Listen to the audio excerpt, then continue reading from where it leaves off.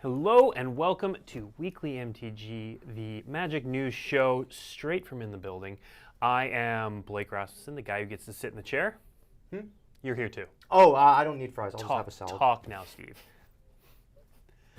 This is Steve. He has jokes.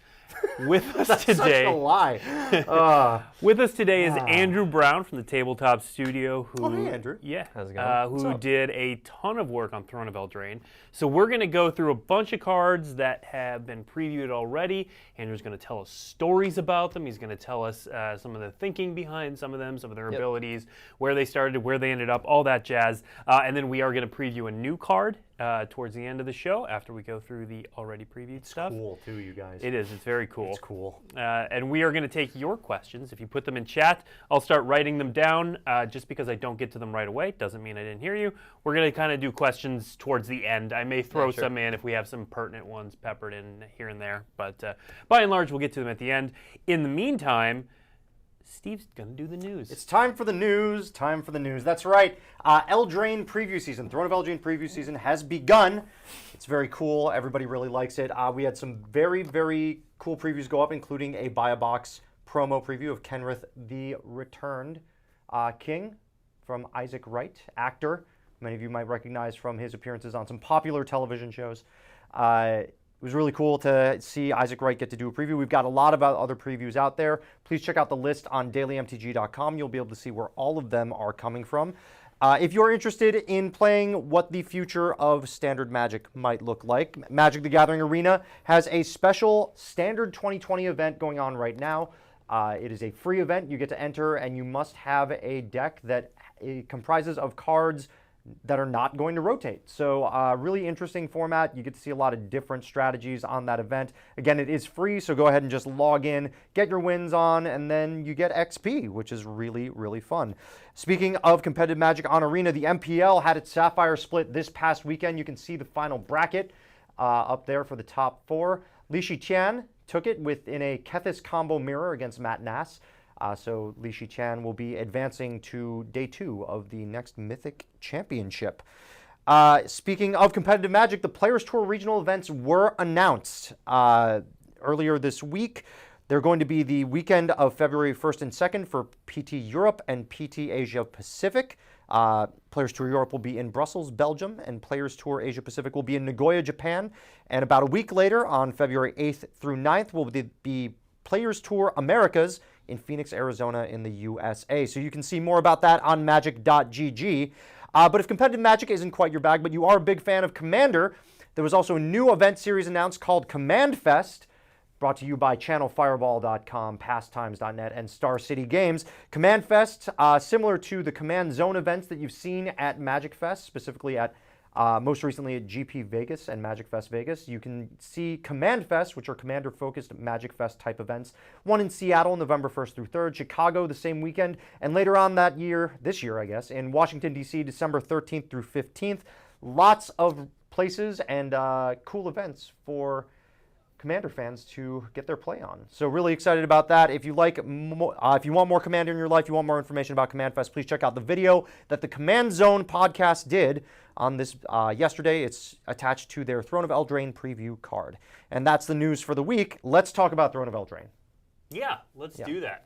So we've got a whole list of cards here. Andrew's seen the list. He's prepared all kinds of amazing and wonderful stories that are going to get your hopes up, audience. Get your hopes up. Yeah. They're not high enough. Let's start with one of the more marquee cards. All right. That people are really excited about. The Royal Scions. Yes. Get your Scion. I love it. Yeah, so this is Rowan and Will Kenrith. Incarnate in one card, not two cards like in Battle Bond, but it was super fun to design the Royal Scions. It really plays into the Throne of Eldraine blue-red theme, which is draw 2 cards in 1 turn. So one slide over, we'll see our friend here, the Fairy Vandal, which was in one of the Brawl decks. Yep. So yeah, the blue-red deck's all about drawing your second card in a turn. There will be some ways to do it on your opponent's turn, some ways to do it on your turn. So you'll be triggering this guy a fair amount of times, hopefully. And if we go back to the Royal Scions, yes. So designing planeswalkers in this year was a little bit tough for us because, War of the Spark. You did a few. Come on, man. There were like 2 more in that set. Right. Let's be real. Yeah. Let's just say there are a lot. So we really had to go deep into the tank, come up with some interesting stuff. So we've really gone into the 3-mana bucket here with Oko and the Royal Scions. They don't really protect themselves super well. They're kind of different, more unique planeswalkers. And hopefully they can find their way into some decks near you. Okay. I love that we put 2 characters, planeswalkers, onto 1 card after Rowan and Will made their debut in Battle Bond when they were partners essentially, which was really cool. And it says draw a card, so I'm excited for it. Anything that says draw a card, Blake will try at least. Oh, right. It even says draw 4 cards at the end. Yeah, it does say draw 4 cards. That's 4 times as good as drawing 1 card, Blake. So much better. But being a 3-mana planeswalker is kind of inherently powerful. We've seen that with a number of planeswalkers who have abilities that don't look impressive on their first flush, but they end up being good just because they're 3 mana. You can protect them. You get that ability every turn. I think that's going to be a powerhouse. Yeah. Next up is Rankle, Master of Pranks. Talking about options here. Yeah, Rankle, one of my favorite cards in all of Throne of Eldraine. We were really going for that kind of Midsummer's Night Dream fairy tale, mischievous fairy kind of vibe here. So this is just kind of really embodied in Rankle, where you can choose your opponent's demise, I guess, but it actually affects both of you. So it's not really a positive, not really a negative. It really puts you into the shoes of hey, what can I do to kind of help my opponent, kind of hurt them, help me, kind of hurt me? It's a lot of fun. I really love attacking with Rankle. Obviously that's what you want to do. But yeah, one of my favorite cards in Throne of Eldraine, and I can't wait to see what it does.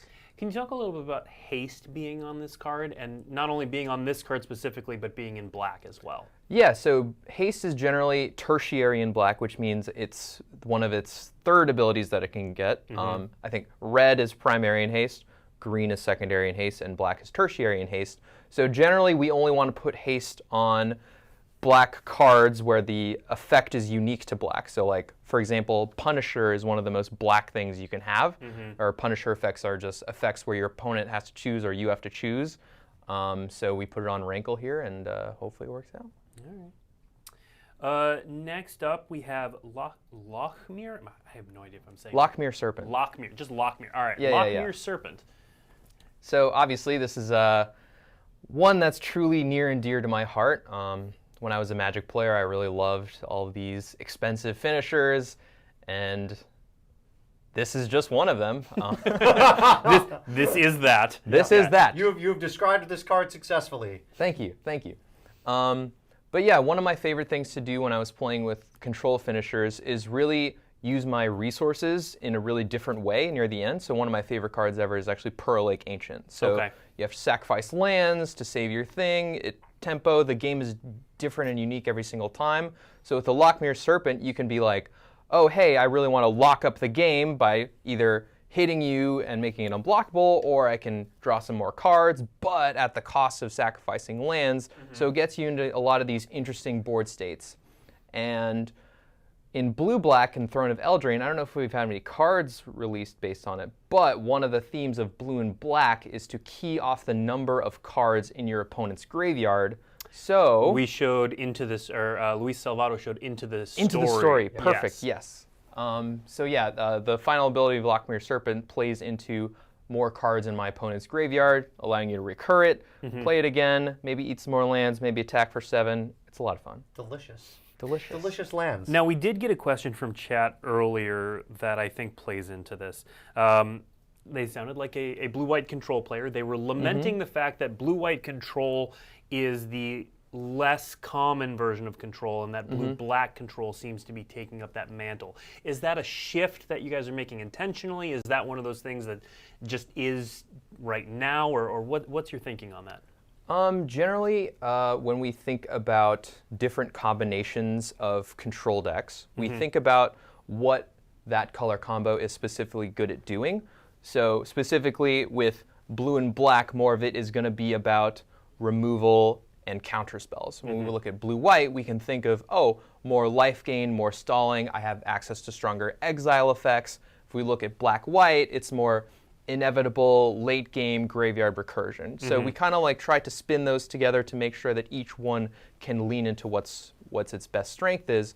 And in terms of shifting away from a color, we never really try to do that. We always try to make sure that most different strategies are viable. You have a lot of options. Maybe in Throne of Eldraine, you have to go Esper to kind of close out the game with maybe Lochmere Serpent. But as we release more and more sets, we do try to have a balance of threats. So maybe look out down the line for your next blue-white finisher in this year. Oh, in this year. Ooh. Ooh. It's generic enough. I'll It allow is, yeah. I appreciate the effort. Yeah. We tried. We try on it. We have fun. We have fun here. We do have fun It's here. good. So, sometimes. The next 3 cards that we're going to show are part of a cycle that you specifically wanted to talk Yes. about that have 4 hybrid mana Yes. in their mana costs. So I don't know if this was explicitly said yet. Probably the first time ever, Blake. The first time ever we're going to talk about this. World Yeah, premiere. let's do it. World premiere of information. So one of the most unique things about Throne of Eldraine is, in draft and in sealed, being a monocolor deck is a reasonable thing to do. Okay. Was that a good enough reaction? That was pretty good. Is that good? Yeah, that was good. cool. I liked it. I Yeah, liked it. Good.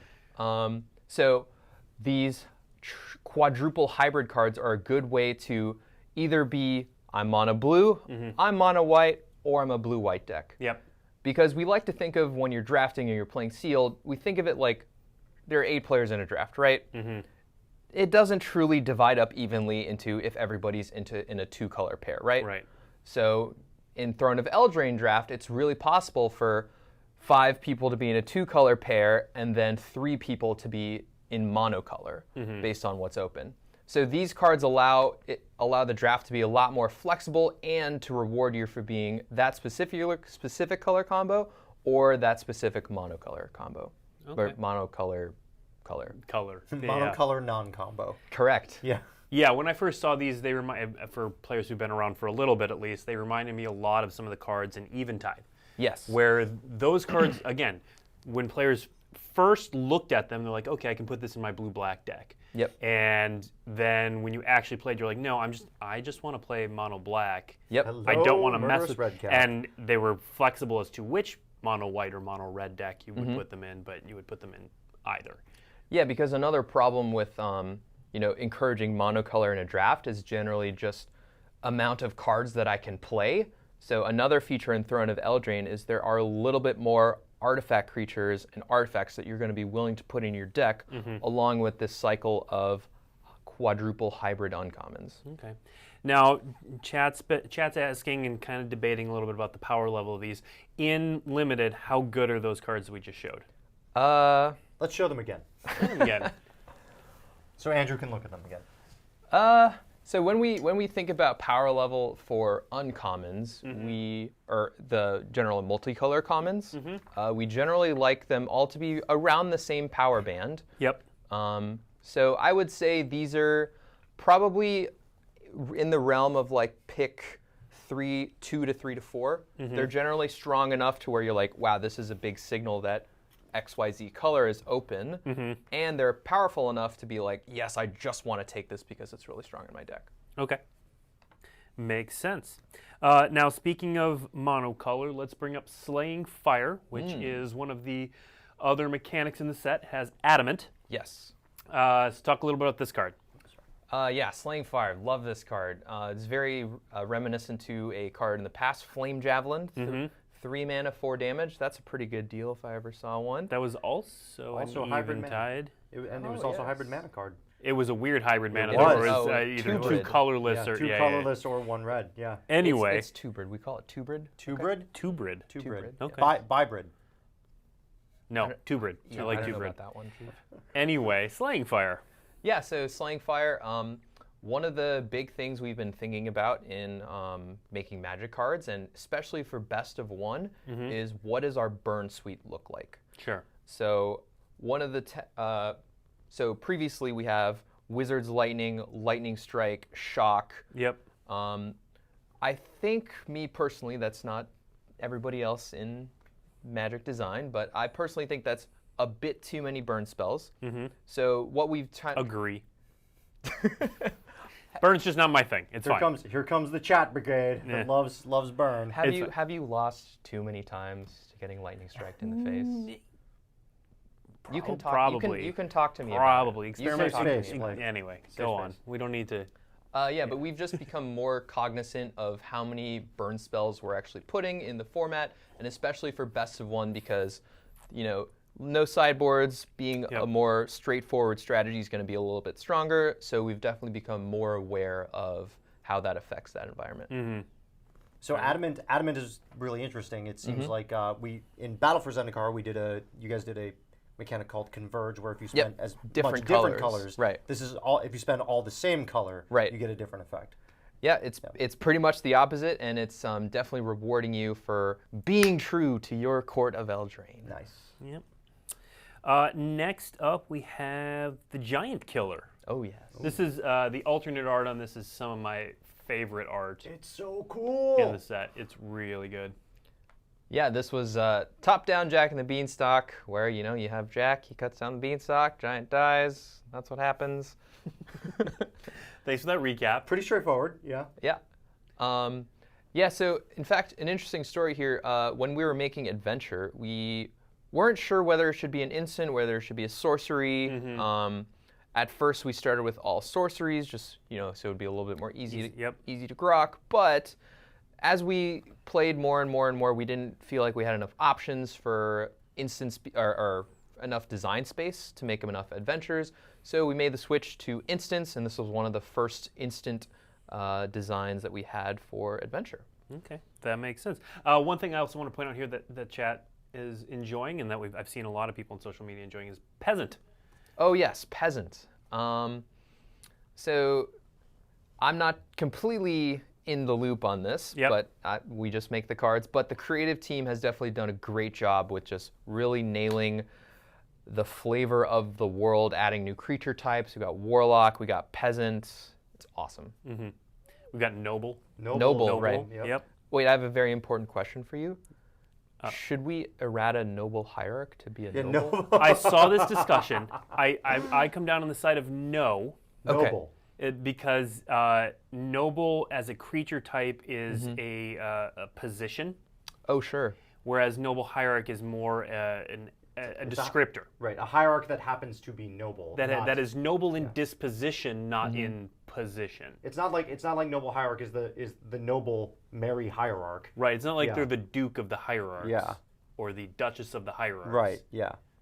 If that makes sense. It didn't, but I see where you're coming from. one more question. Yeah. This is the most important one. Okay. Noble Panther. Should it be a noble? Oh yeah, no doubt. Absolutely. I think for the same reasons as Noble Hierarch, no. But here's what your chat's going to give us a Noble. couple now. Lord of Atlantis. Okay. Should that be a noble? It's a lord. Merfolk Noble. Merfolk noble. I don't know if I kinda buy it. buy I don't that know. Well, one. Atlantis hasn't been recognized as a sovereign place, nation. So What about Falconwrath Aristocrat? Falconwrath Aristocrat, huh? I So could see that. aristocrats I are could see that. aristocrats are slightly different than They nobles. are, but nobility is carries with it an official title. Today on Weekly MTG, going over medieval caste systems with Blake Rasmussen. I'll put my foot down though. I think only Olivia Voldaren can be the noble. Ooh. Ooh. No, here's a good one. Baron Sengir. Baron Sengir. Baron Sengir is a legendary vampire noble. Yeah, In my Baron, it has to Baron be. makes sense. Baron Sengir.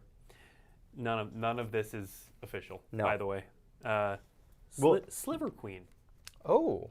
Royal, not noble. Sliver Noble? Yeah, that's true. It's a royal. It's Yeah. slightly different. What is so like King? For example, I don't think King Kenrith carries the noble creature type. Nope, doesn't. So it would make sense then that Sliver Queen would also not. Yeah. Yeah. Irini Sengir. Irini Sengir was not actually Baron Sengir's daughter or granddaughter. So no nobility there. She was a dwarf that was kidnapped and brought into the Sengir family. It's a whole thing. We're not going to get into the Sengir family. Would you like to move on to the next card? Let's move on to the next card.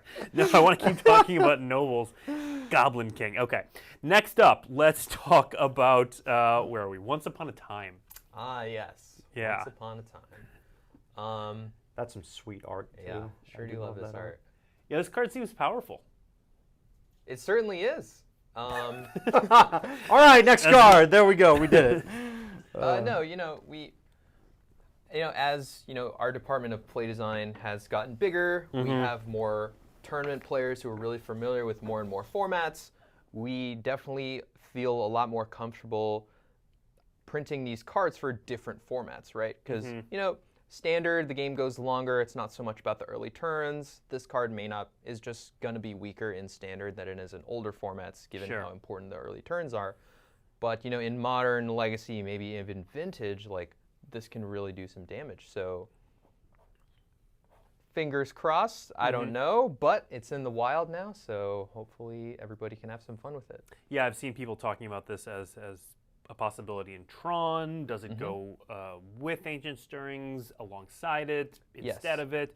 There's some discussion there, and I know some people are excited to try this out in Neo brand, which definitely can use it.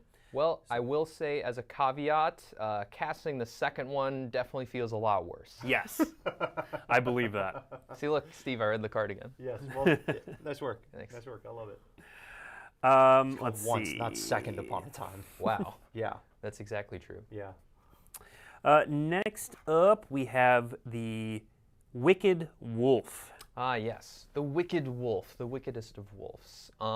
So when we were discussing food and how to make food into a standard deck, it kind of reminds you of what we like to call insular mechanics, where the mechanic is only going to be in the set. We may not release it for a while again, so all the cards, it's what you get. So what's an example of an insular mechanic? I would consider probably energy as one of those mechanics. Okay. So we've kind of learned a lot since then. So when we're kind of positioning food cards, we like to think of them as, it's not a deck necessarily. You can do it. I don't know if it's going to be the most powerful thing, but there is like a solid package of them, maybe 3 to 4 cards, where you can kind of port them around into different decks, and they'll all just kind of work generically well together. So I'd say Wicked Wolf, and then the next card we have here, the very hungry feasting King Troll, and the Goose and Oko, Thief of Crowns, are a nice little mix of early plays, late plays, mid plays that can work in any sort of green mid-range deck. And it's definitely one thing that you want to like swap around into different decks to adjust to the metagame.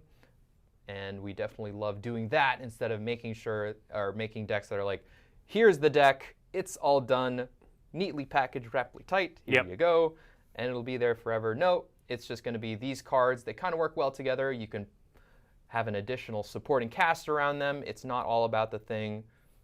Try them out in different strategies. That makes sense. I do have to point out here, this is a Troll King, and it is a creature type Noble. Oh, Noble, interesting. So, and I think I wasn't able to confirm this. Someone in chat pointed out that King Kenrith is a Noble. Oh, okay. I missed So, that. yeah, Sliver Queen. Could be a Noble. Sliver Noble. Yeah. Maybe. Yeah. Iula, Queen of Bears. Okay. Mother of Bears. Yeah. No, Noble Bear. That's great Bear, feedback. Bear Noble. Bear Noble. Queen Marchesa. Queen Marchesa. That's another one. Yeah. Okay, so moving on to, we've got a reprint. So Sorcerer's Spyglass, besides... It's not leaving standard. It's not is leaving not, no. standard. So yeah, talk about this card. Yeah, so we really enjoyed what this card did for Ixalan Standard, and we just generally like having something like this around in the environment. And we just felt like as it was rotating, we felt that void. So near the end of making Eldraine, we were like, we really want a slot for this. Does Sorcerer's Spyglass work here? And then the art, so good. Love it. Really that art's is, yeah. great. Yeah. Perfect execution. And yeah, Sorcerer's Spyglass, we love it. It's going to stick around. You'll be able to see some of the pirate versions in standard still as well, because that card that was printed in Ixalan will still be legal in standard. Go ahead. So use keep that one. keep those Sorcerer's Spyglasses around if you want to play them. Okay. Next up, we have Fervent Champion. Ah, yes. Isn't that 2018 World Champion Javier Dominguez in that is art? 2018 World Champion Javier Dominguez, exactly. Ah. So I had the pleasure of working with Javier on selecting which card would be his World Championship card, and he worked with us on the name, and we gave him a list of things like X champion, Y champion, and then he was like, how about Fervent champion? I'm like, yeah, I guess that could work. Why do you want Fervent? He's like, I really like Hazaret. Yeah. Well, that was how he won his world championship. Right, so yeah. it's understandable. Yes. The card seems very good as well. Right. Yeah, it's a little Raging Goblin plus there. Plus. Yeah. Yeah. But one of the cool things about this card, and with Knights, is you'll notice a slight little equipment theme going around. So if we look at tournament, what is it called? Tournament grounds? Tournament something? The Knight Marty land. Yeah, you can cast Tournament equipment grounds, yeah. spells with that card. Hmm. Also, if you take a look at Embercleave, another red mythic that we spoiled earlier, the equip cost exactly 3. Oh my. Ooh. Oh my. So Javier is great at wielding the Embercleave. Well, one of the Steve Argyle obviously did a great job with this. Yes. With this art, I love the detail of the sword-like thing that Fervent Champion has in his hand. And it happens to be the trophy. Yeah, the World as well. Championship trophy. That's a great. Yeah, I detail. haven't seen a lot of people catch up on that, but it was great touch. Next up, we have the Black. The black. I can't say my own name. The Blake Rasmussen Invitational card. Gatwick the Wisened for X, blue. When Gatwick the Wisened enters the battlefield, draw X cards. So notice if you cast this for 5, it's a Muldrifter. Yep. Just a bigger Muldrifter that doesn't fly. Yep, that doesn't fly. Yeah, and then whenever you cast a blue spell, tap target non-land permanent an opponent controls. So this card seems good. Yeah, it seems like you like it. You definitely went through the steps of reading it out with love. I did. I didn't read out any other cards in this There were rundown. hills and valleys. Yeah. Yeah. I paused in the right places. Yeah, you really did. So. Great work. So this is actually going to be a cycle of color, rare, legendary creatures. When I say color, I mean there are 3 blue mana symbols in his mana cost. Yep. We've previously seen Ayara, who is triple black. Yep. And we'll also see one for each other color for white, green, and red as well. Those are the 3 other colors of Magic. Yes, they are. Yeah. I had to look at the coasters. The coasters to figure that out. But yeah, so all of them are going to work with casting spells of that color, or having to do with things of that color. So Ayara triggers off black creatures entering the battlefield. Gadwick triggers off casting blue spells, and the other ones We'll also have. they're also going to work with colors. And that card in particular comes with a slight rules change for this set. Eli talked about it on Twitter a little bit, where normally the X in the casting cost doesn't matter once it hits the battlefield. Right. But for this one, that's been changed. I believe so, yes. Okay, so it matters for things that come into play and reference the X, I think is the way it works. So slight change. Slight change. Next up, everyone's favorite cookie. Oh, yes. Gingerbrute. The Gingerbrute. Yeah, this is another one of my favorites. It just really hits the trope super hard. And I forget who came up with it, but just putting the food type on a... That was great. It's such a good touch. So for, in Magic the Gathering, the game, this would count as, if somebody said like, we will sacrifice a food, this would count as a food, right? Yeah. Yeah, it does count as a food. There are cards like, I believe we spoiled Bognati yesterday that could sacrifice foods to give something -3/-3. So you can just throw your Gingerbrute at your nearest knight. The flavor text on this slays me. It's great. Yeah. And I've seen a debate online too. So it's a food golem. Is Yep. food a creature type or an artifact type? That's not my department, Blake. Okay. That's your department, actually. It's definitely not my department. Yeah. Well, you just so fervently defended noble creature type. Yeah, on that's so many true. different things. That's more true. a hobby, Oh, sure. an interest of mine. Yeah. Yeah, Blake creature is types. a type hobbyist. Type hobby. That's probably accurate. Yeah. Creature type. Creature type. Creature type hobbyist noble. All right, before we get to the new card, which that's our next card we're going to show is the new card, I want to get through some of the questions that chat's been throwing at us. Sure. How many of them are about which creature type should be errated to be noble? Some, but we're not. We've answered many of those. Well, we haven't answered any of them.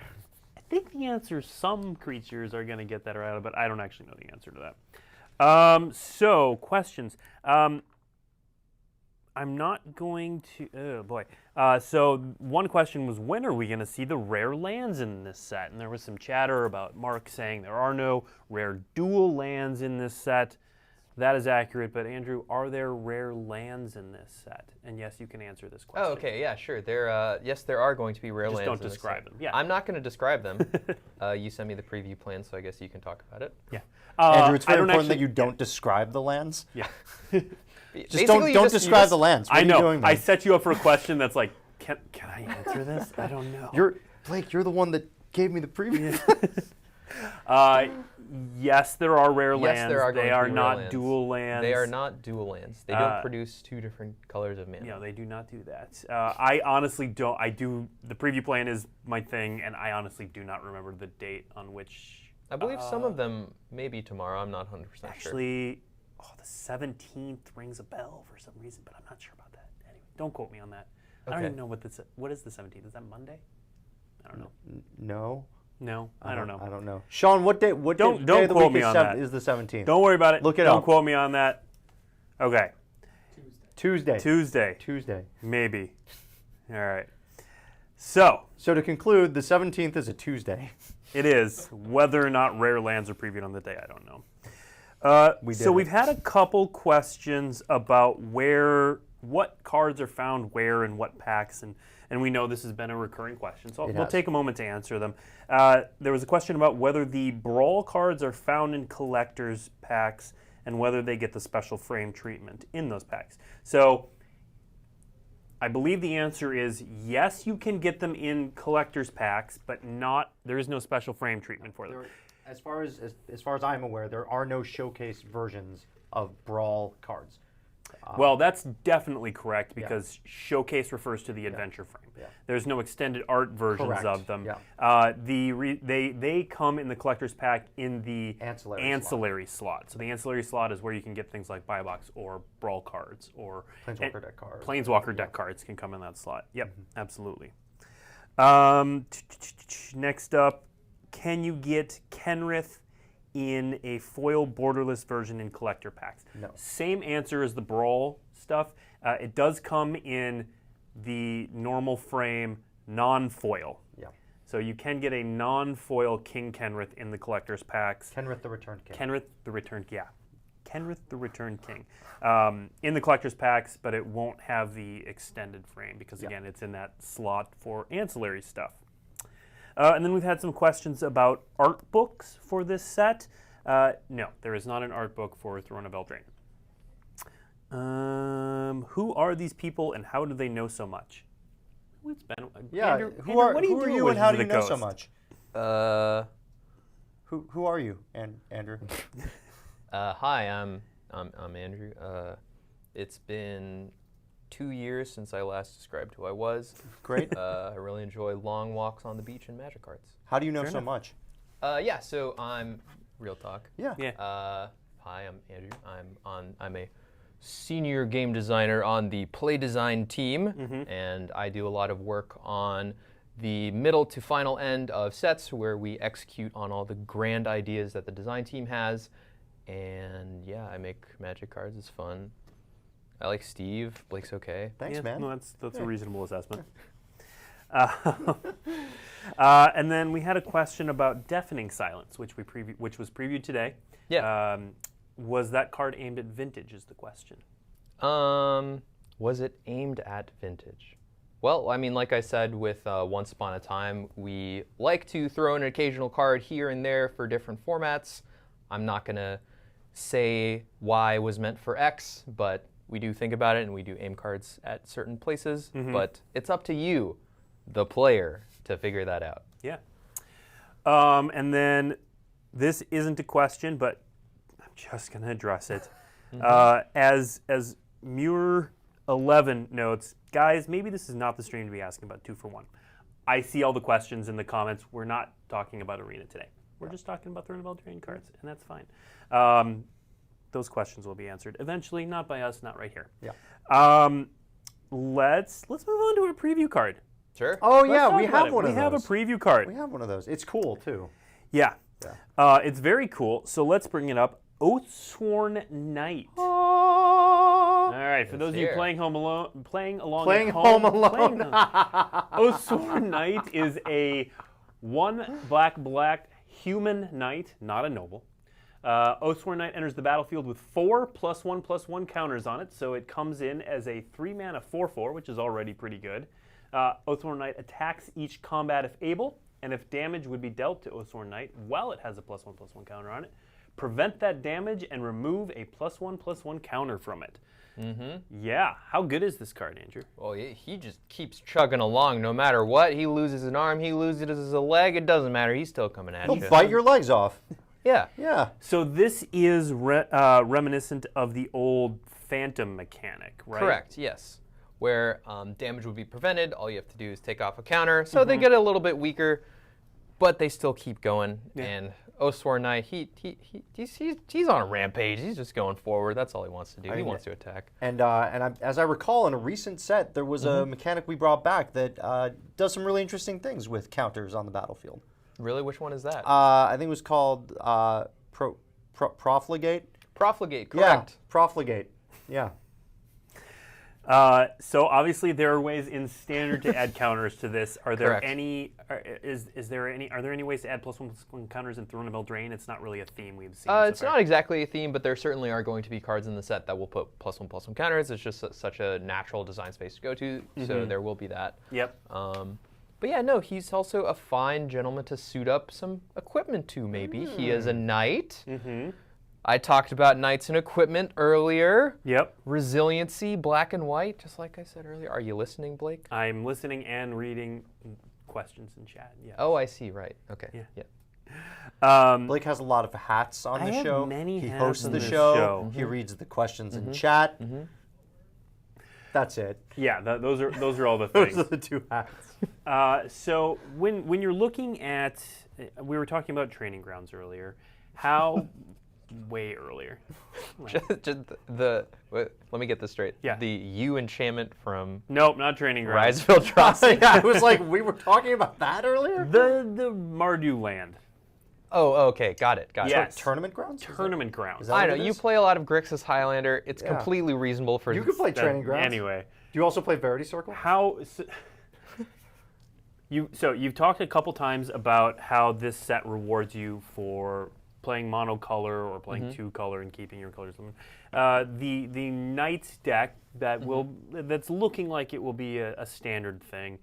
Are you more generally looking to play 3 colors with that, 2 colors? What are the options people have? So with the Knights deck, we've really not prescribed a lot of what you should be doing. There are just a lot of cards that are close enough in power level for where you can really decide which ones you want to use. They're in white, they're in red, they're in black, and they all like equipment. Okay. And if I'll personally shout out Mr. Donald Smith, he did a lot of work on making sure that there are a ton of different knights that do a lot of different things, and hopefully we'll see that pan out. But roughly, red-black knights, it's about equipment.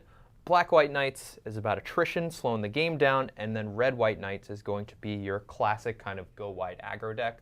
Or if you're feeling spicy, you can just jam all the best cards in the same deck and play Mardu knights, but your mana may be a little suspect. A little shaky. But your most powerful draws, a little powerful. Okay, and I'm going to tell you ahead of time you can answer this question. Okay, thank you. Yes. Are you going to reprint Stoneforge Mystic in this set? No. All right. Should Reaper King be a noble? Should Reaper King be a noble? It's a king. Yeah, Noble of course. Scarecrow. It's King of the Scarecrows. King of the Scarecrows. Yeah. Okay. All right. So, here's a great question. Sure. So we previewed a couple days ago Emry Lurker of the Loch. Lurker of the Loch, yes. Yeah, so obviously a very flavorful card, but the question in chat is, are you guys concerned about the power level of Emry Lurker of the Loch? In which format? Let's say modern. Let's say modern. Well, we like to print cards, as I said earlier. I'm going to say the same thing. We like to print cards for certain formats. We're never going to tell you where. You're the player. You got to figure it out. But no, we like Emry. What? That was good. That was just a really good look at the camera and pause. It was really funny. Yeah, affinity for artifacts, or the spelled out ability here, it is a known quantity. We definitely knew that going in. Yep.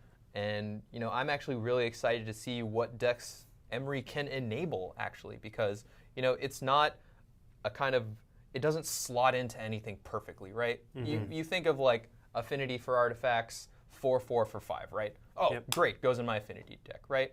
You think of, oh, it's another thing to enable Lantern. It looks at the top of my deck. Oh, straight into my Lantern deck. That's not what we generally want to do. We want to position cards where you really have to build your deck around it. You really have to think about new things, come up with new ideas, be creative. That's a theme. Players, be creative. It's a good theme. I like that theme. Yeah. But hopefully this can encourage some different decks, and maybe some new things and new cool things can actually show up in Modern. And I also really, really love this card for Standard. As we'll see coming up, maybe some awesome new artifacts will be coming through. Possibly. So, related question to that. So, we have previewed some colored artifacts in this set already, things like Crystal Slipper. Mark's talked a little bit about the philosophy behind those, but the question is, did you design the colored artifacts with Alara as an inspiration? No, not really. We generally just think about like what is best for what we're doing right now, and we can take lessons from previous sets, but we definitely were thinking about like how this can play into the themes of Eldraine, or how is this a top-down, which color would that go into? Yeah, and plus, Alara block, a lot of different philosophies back then. We definitely have really changed how we think about artifacts since then, so I would say no, we didn't take a lot of inspiration from there. Context, Shards of Alara was, I think, 11 years ago. God, I'm old. Yeah, dude. Really old. Yeah. Lord of Iron Forge asked, why did you... Is he a knight? He's a knight. No, he's a noble. Noble, probably. Right. Definitely Lord. noble. Definitely Lord noble. of Iron Forge, you are a noble. You are noble. Why did you skip the rare dual lands? So we've said that there are no rare dual lands in the set. Why not? Maybe you can talk generally about how you guys pace out the mana fixing in Standard. It's kind of subtle context clues. With the release of Eldraine, and I was talking about Adamant and how we want to encourage monocolor decks. Theros is also next, and we've seen certain mechanics from there in the past. Generally, that's more about being one color, rewarding you for one color. So theoretically, if we added more dual lands to the environment, it would actually encourage not what the current set theme is telling you to do. So we forego dual lands to make sure that people will try more monocolor strategies. Okay, yeah. So if you give people too many dual lands, they'll start. I mean, we've seen that before. We've seen it before.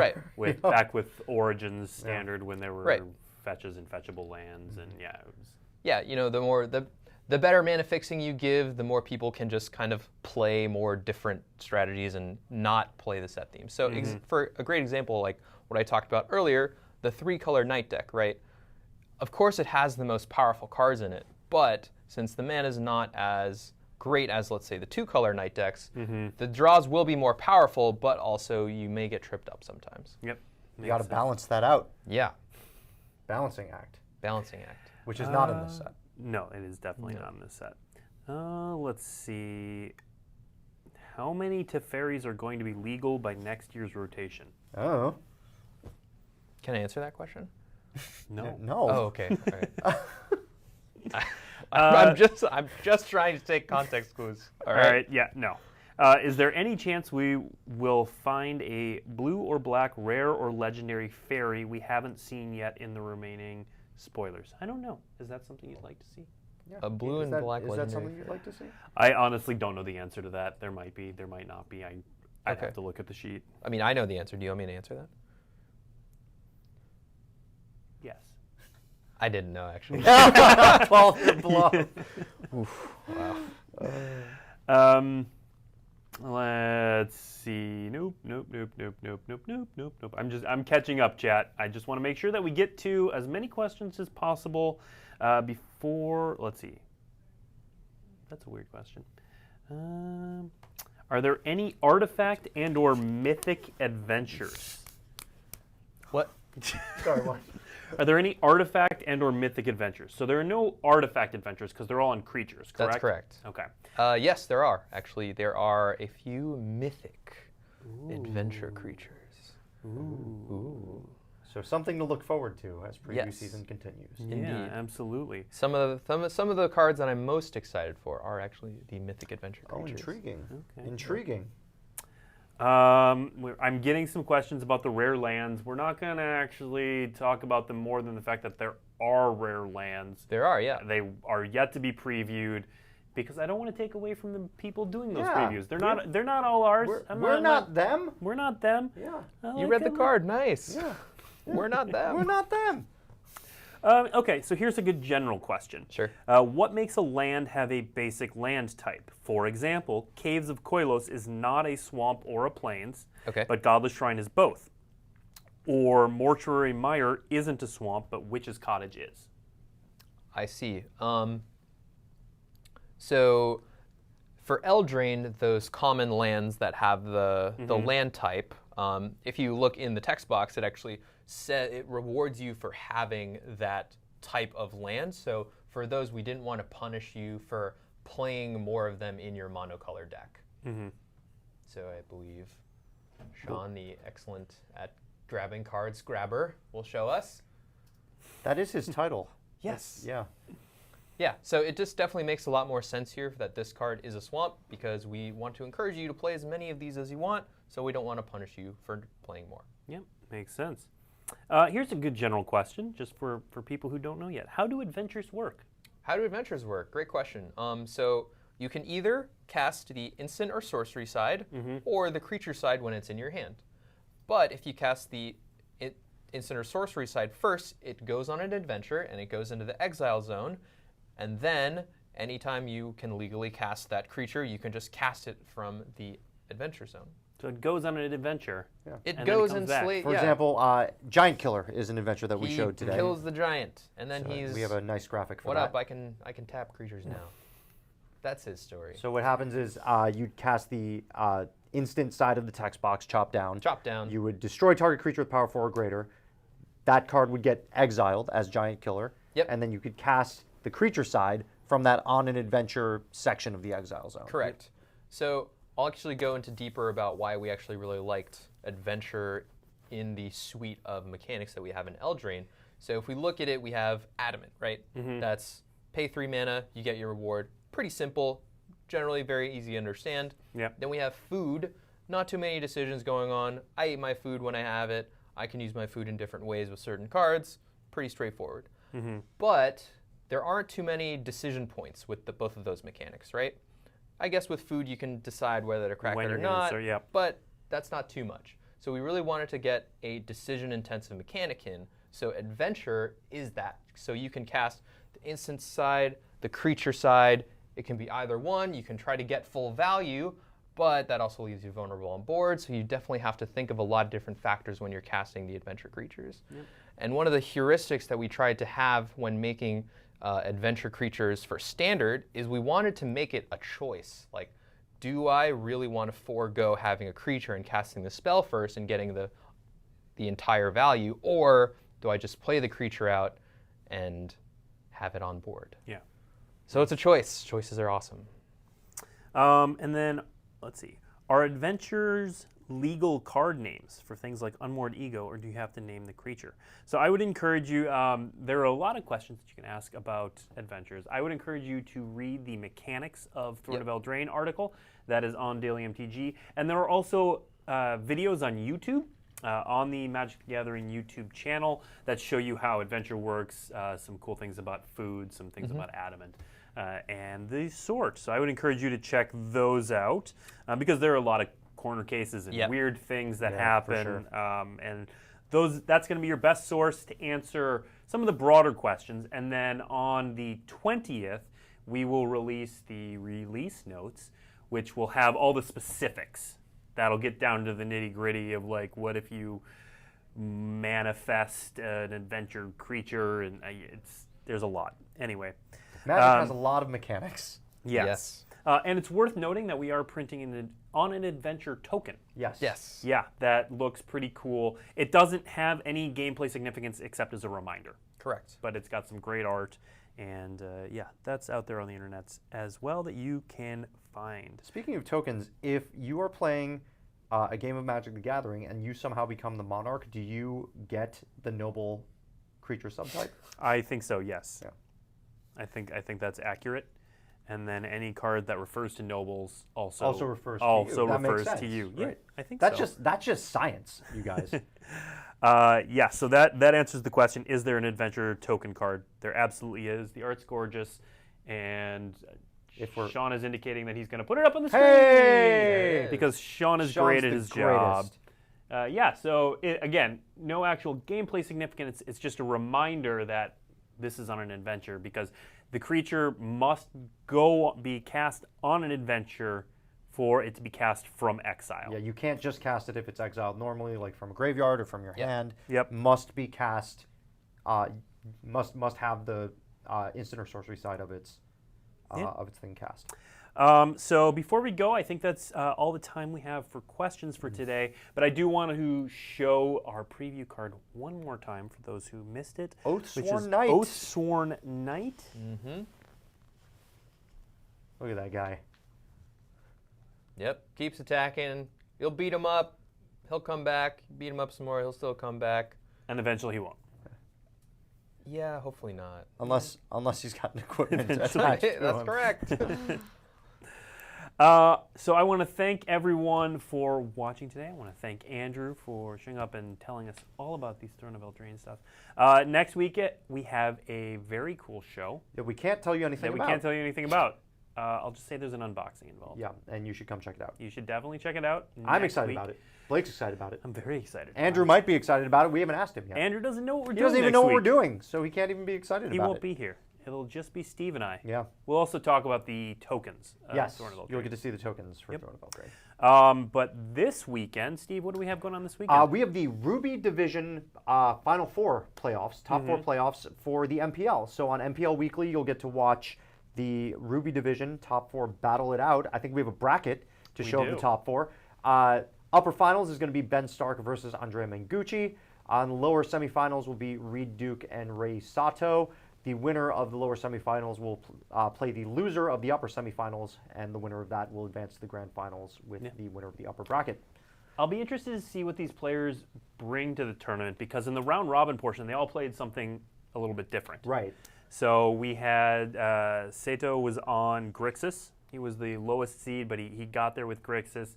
Mengucci's a deck on. that a color combination that I know you enjoy. I do enjoy it. I know Mengucci was on Esper and has been pretty high on Esper control for a couple weeks, actually. If you look at his Esperoni. Twitter thread, he is he's really high on real Esper. high on Esper. Yeah. Ben Stark has become a red mage. Yeah. How did that happen? Yeah, I have no idea. He was actually wondering about that on Twitter himself today. And I actually don't, I feel bad. I don't know what Reed was playing. I think he was playing a base black-green deck, but Oh, shocking.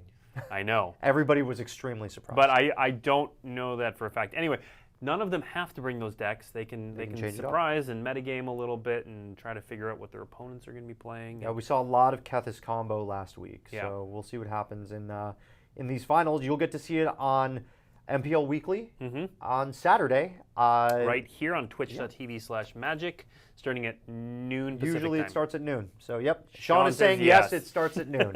So tune in at noon, twitch.tv/magic. Absolutely. It's going to be a lot of fun. Yeah. And, and on top of that, there's another thing they're going to be announcing on that MPL Weekly. I That's believe. right. The Hall of Fame class of 2019 is going to be Yeah. announced during that stream. So if you're interested in finding out who made the Hall of Fame for the year of 2019, definitely tune in. They will be announcing it there. Absolutely. So for all of us here, thank you very much, and we will see you next week.